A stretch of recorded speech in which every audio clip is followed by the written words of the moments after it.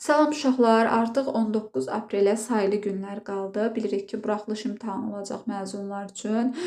Sizlərə bu son günlərdən faydalı istifadə etmək üçün məsləhət görərdim ki, fonetkanı təkrarlayın və dimdən açıq suallarını işləyin. Frazoloji birləşmələr təkrarlayın və dimdən açıq suallar işləyin. Mütləq frazoloji birləşmələr düşən məqamlardandır. Söz yaradıcılığından bir sual düşə bilər. Mütləq onun da açıq suallarını işləyin. Morfoloji təhlil, xüsusilə də feilə və ismə diqqət eləyin. Morfoloji təhlili götürün dimdən, dim hissə kitabından açıq testlərini işləyin. Sintaktik təhlil yenə də dim hissə kitabından açıq suallarını işləyin. Mürəkkəb adlarla bağlı sual düşəcək. Bunu da dim hissə kitabından işləmək lazımdır. Əlavə həmcinslər ikisi bir yerdə düşə bilər. Tabeli tabelsiz mürəkkəb cümlələr ikisi bir arada düşə bilər.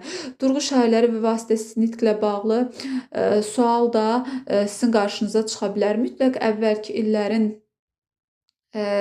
dim sınaqlarını və dim imtahanında işlənmiş testləri mütləq işləyin. Bu son günlərdən maksimum dərəcədə yararlanmağa çalışın. Daha sonra OTK və yaxud da ki, başqa hər hansısa bir kursun sınağı varsa, mütləq təkrar olaraq hamısını, ancaq bu son günlər ancaq sınaqlar işləmək lazımdır. Sağ olun.